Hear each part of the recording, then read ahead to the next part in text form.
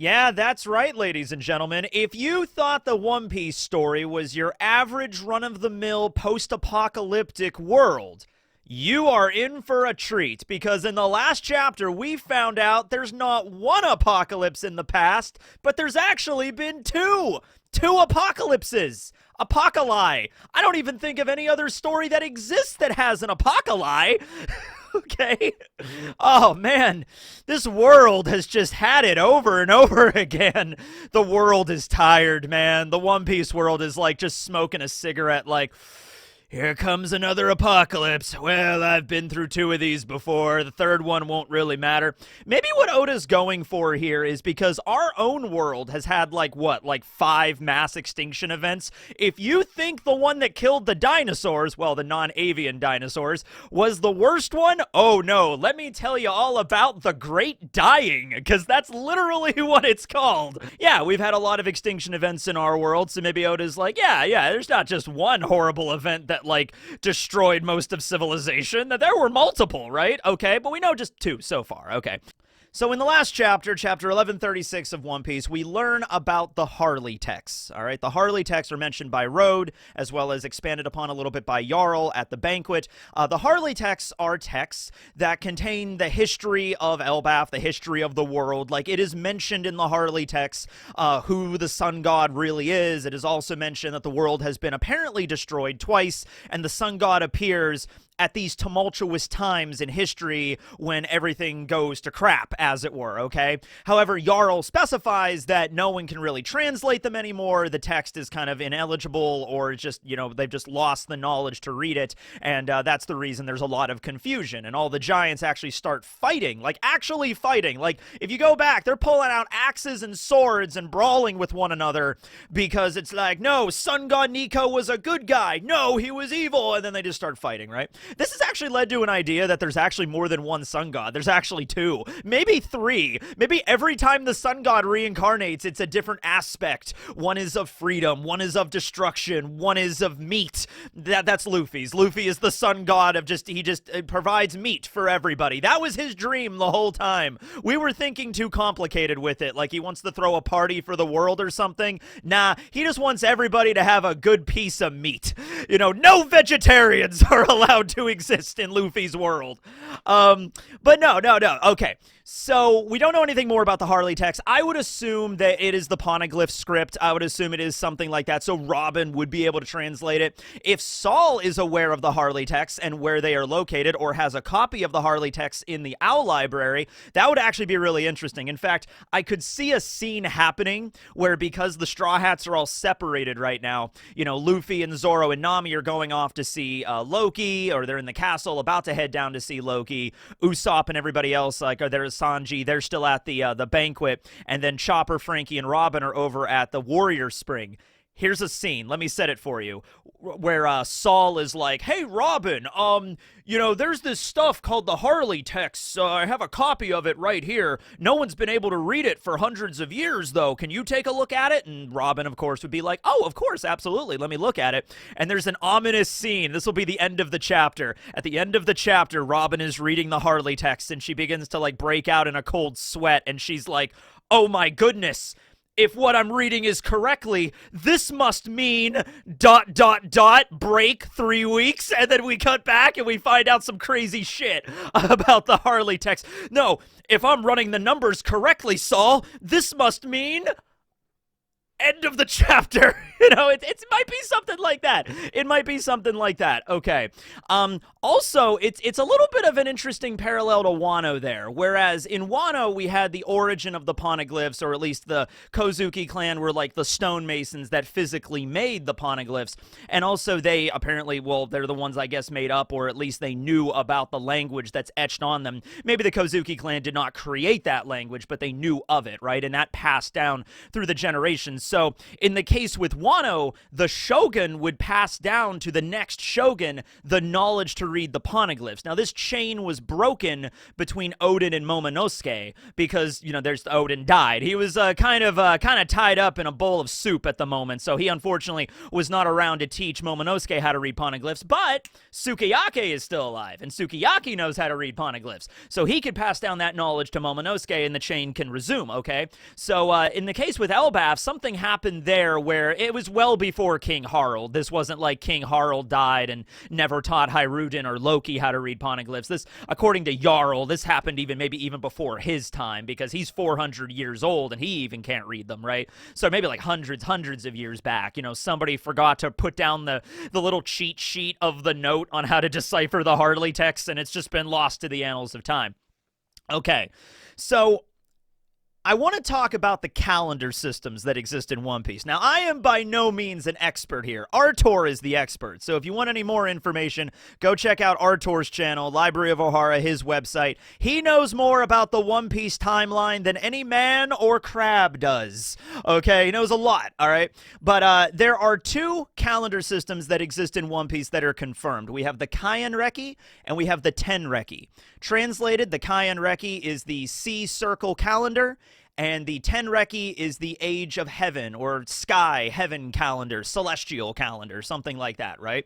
Okay, so we know that the sea circle calendar is what is being utilized right now in the story. Okay, this has been mentioned occasionally in One Piece. Doesn't get brought up too much, but it does get brought up occasionally, all right? One of the most prominent moments it gets brought up is during the Jaya arc, because Nolan's logbook specifically mentions the Kaien Reki. I think that's actually where we get the name Kaien Reki. And actually specifically a date, like an actual date in One Piece, which are very few and far between. We don't get those very often, okay?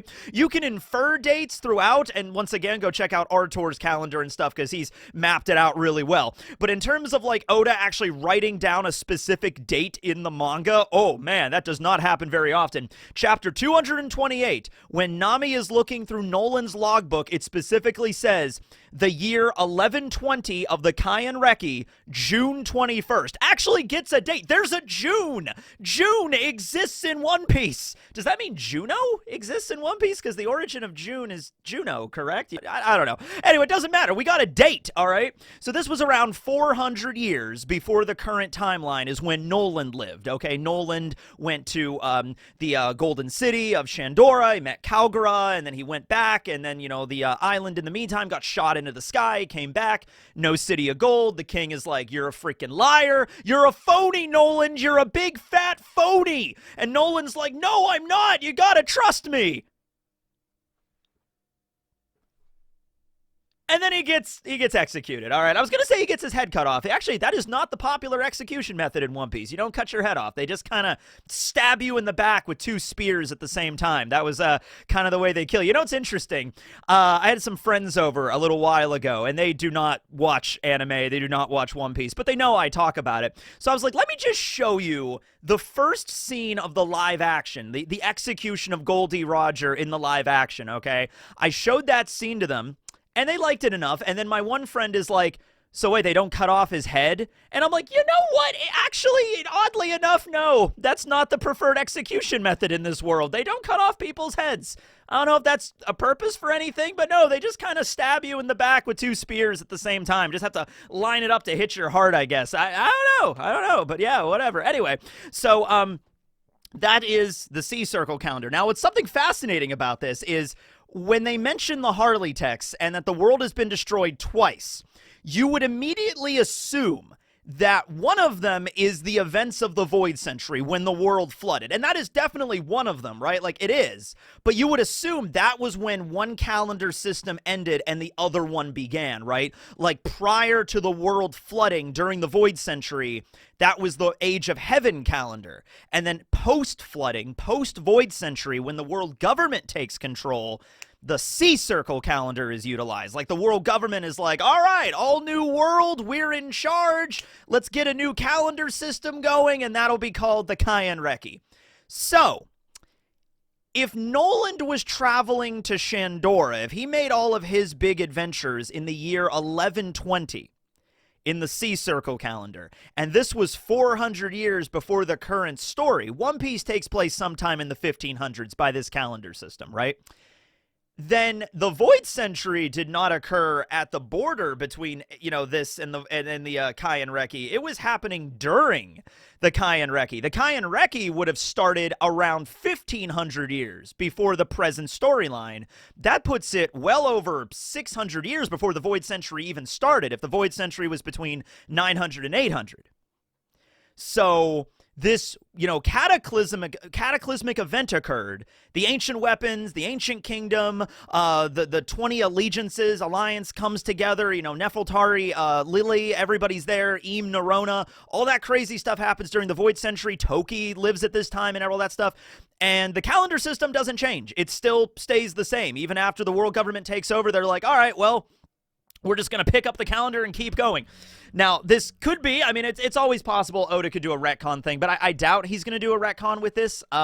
It's also possible that there could just be multiple, calendar systems going at the same time, because that's the case. If you go back through, world history, even in our world, even now, there's still different calendar systems that exist, okay? There's kind of one that most of us kind of adhere to, but there are others, okay? So, even with my family, growing up, we've had a different calendar system so that Christmas was always on January 7th, because my family is Ukrainian, right? So different calendar systems could exist, and maybe Nolan was opting to use this one, the Kaien Reki. Maybe there was another calendar system or some such, but at the very least, this Sea Circle calendar did not begin right around the Void Century if we're going by this dates, and there's no retconning or anything from Oda, okay? So that's something important, but let's wind it back then. Okay, so around 1500-something years ago, and I'm sure Artur could give you the exact date, down to the exact year, but around 1500-something years ago, that was when the Age of Heaven calendar ended, and then the Age of the Sea Circle began. So, I think that would probably put it at a prime moment for the other cataclysmic event, the other moment that occurred, right? That would make the most sense there, I suppose. So what was this other disaster? We have absolutely no idea, but we know that the sun god Nika was involved and it's very possible that one of these cataclysms, Nika was seen as a destroyer, and then in another one, he was seen as a liberator, okay? And then that's where the confusion comes from and exactly what's going on here. Or we could just go with a whole pantheon of gods. Maybe there's multiple sun gods. They're all sun gods, but maybe they have different names and different references and stuff. I don't know. We have seen an image of the sun god before that has a sword and a spear. In the last chapter, we saw an image wielding a dagger and then a shield, so it's a different weaponry, but still the same basic design is there. So it's very possible there could be different versions of this same sun god running around, okay?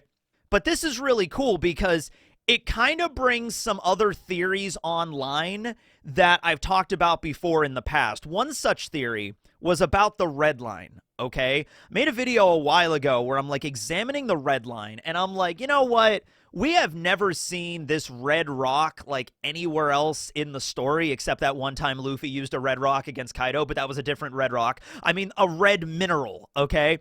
And it's the only place in the world that has this, this giant continent that stretches the entire world like a big snake, like Jormungandr of old, right? And what if this thing is not natural, right? What if the red line was created originally, I assumed, by the world government or something. Now, this was before we knew anything about Lunarians. This was before we knew about King and, the kingdom of gods and stuff like that. So that kind of debunked that. I'd be okay, it seems very abundantly clear the red line existed during the Void Century, right? It wasn't something the world government did to create the red line. Red line was already there. The Lunarians lived there. And then the world government basically kicked them all out, killed them, except for a few. King is the lone survivor, and then they established their, palace on the red line. Maybe Pangaea Castle was there even before the world government. Maybe that was the Lunarians' palace. Who knows, right? Or if not, then they built it. But the kingdom of the gods and the celestial dragon city, all that stuff was built after the fact, and that's where the world government's base of operations is. Okay, so it was probably there during the Void Century, but what if it came into existence? It could still be an artificial thing, but what if it came into existence during this cataclysm right here, okay, that occurred like well before that, like in between the age of heaven and the age of the sea circle. Something happened and the red line rose up out of the ocean, and the ocean level rose even more. Maybe Vegapunk didn't go back far enough. Vegapunk was like, oh, quasar, it seems like the world rose by about 200 meters about 800 something years ago. But maybe if he would have kept going back further, he was like, oh, even more of a quasar. It's risen even more than that. Now, here's another thing, though. Here's another thing. There is stuff in the One Piece timeline that we know about even before this, even before the time of the, like during the Age of Heaven calendar, okay? So we know that the Palace of Alubarna was built 4,000 years ago. So Alabasta at least existed 4,000 years ago. And the Tree of Knowledge at Ohara, I believe, was planted 5,000 years ago, and that is the furthest back that we have, okay? Unless you want to talk about, like, the primordial world, the underworld that Loki is mentioning at the bottom layer of Elbaf, you know, that could be, like, tens of thousands of years old. But he might be referring to, like, we're not even talking about history at that point. We're now getting into, like, geology. We're now getting into, like, the age of the Earth itself, okay? So that might be a different kind of discussion, okay? But there at least, you know, was a world that existed long before the age of, the sea circle calendar, you know? So, like, 1,500 years ago is when that started, 4,000 years ago, Alubarna, 5,000 years ago, the Tree of Knowledge. And then, we also have the moon.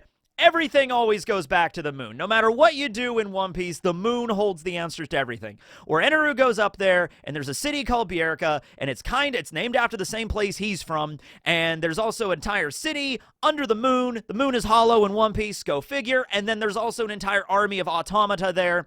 They called the planet Blue Star, and they ran out of resources on the moon, and then they all went to the Earth, okay?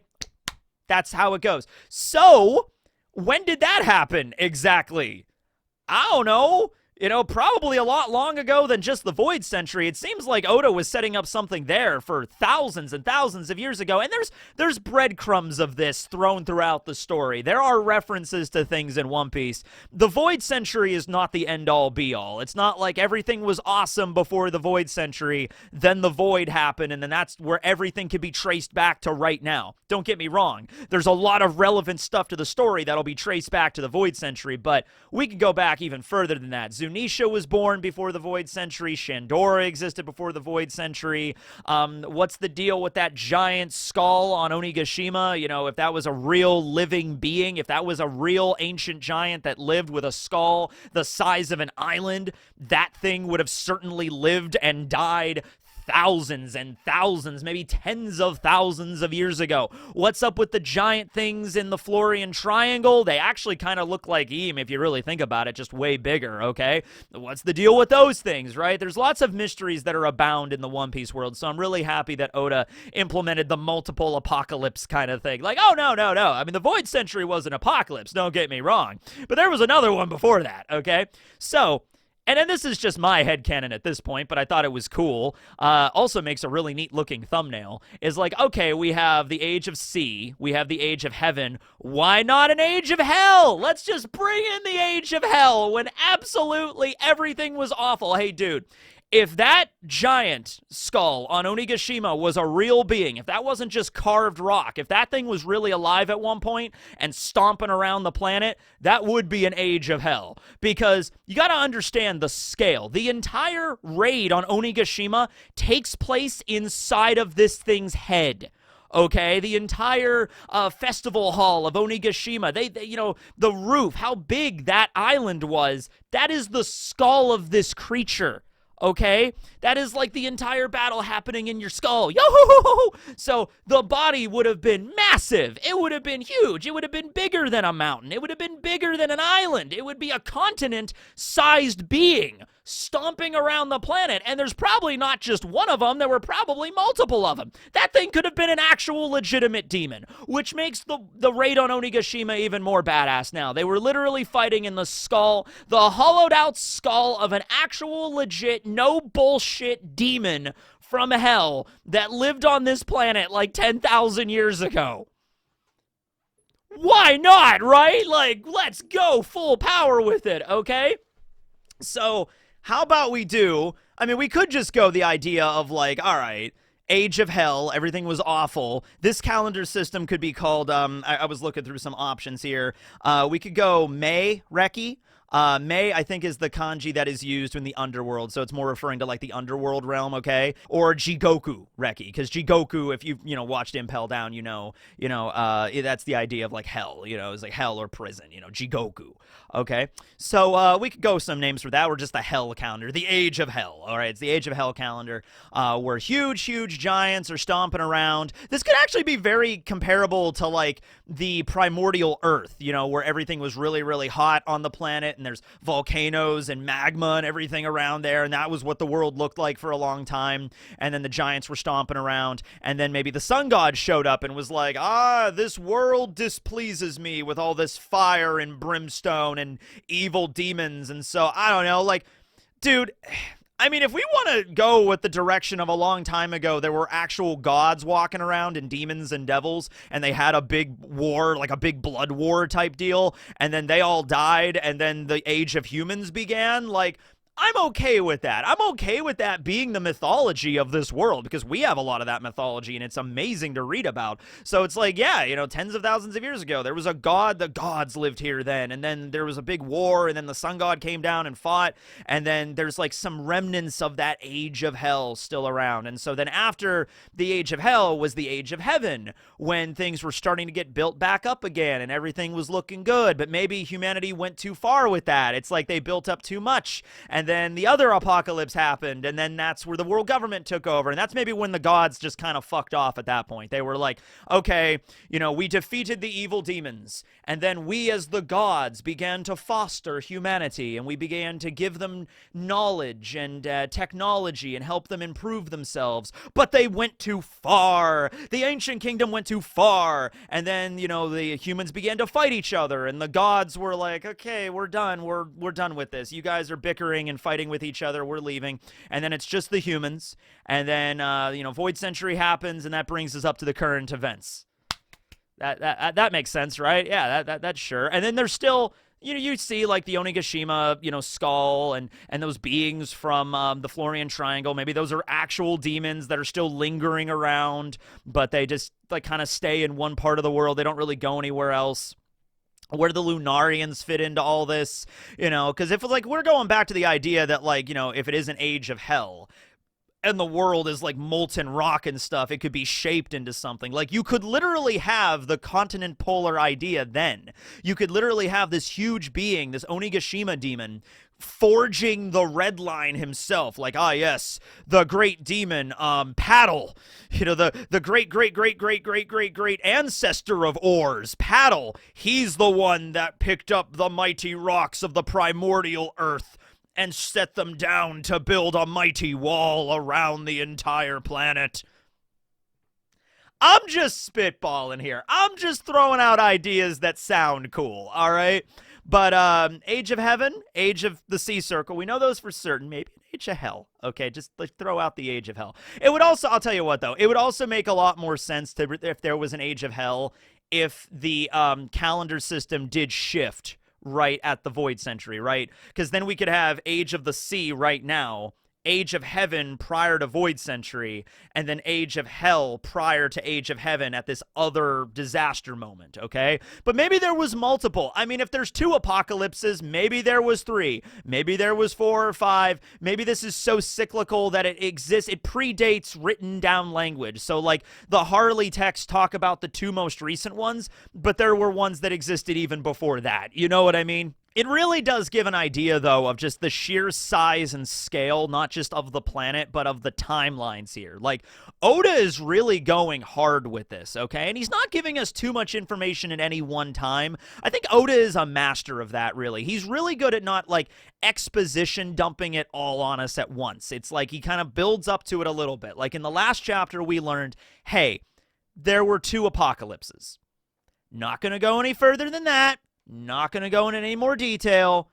We'll expand on that a little bit later. We'll learn a little bit more about it, and then probably more after that, and then more after that. He does it piecemeal, okay? We're not going to sit down and Jarl is going to talk in length in the entire chapter about, like, let me tell you about the other apocalypse, and then just, like, a bunch of lore is kind of thrown at us at once. I think Oda's very considerate with that as well. And there's, like, a lot of times in the story, too, where Oda is like, hey, if you don't remember something that happened, here's a little refresher. So I think he cares about, like, I don't want to overload them with too much information, but we're in the final saga, so we're getting really close to learning about the Void Centuries, so it's like, eventually we're going to get a lot. But for right now, it's just keep that in mind. There were two. There were at least two apocalypses, and Sun God Nika was involved with both of those, and now we have a third one coming up.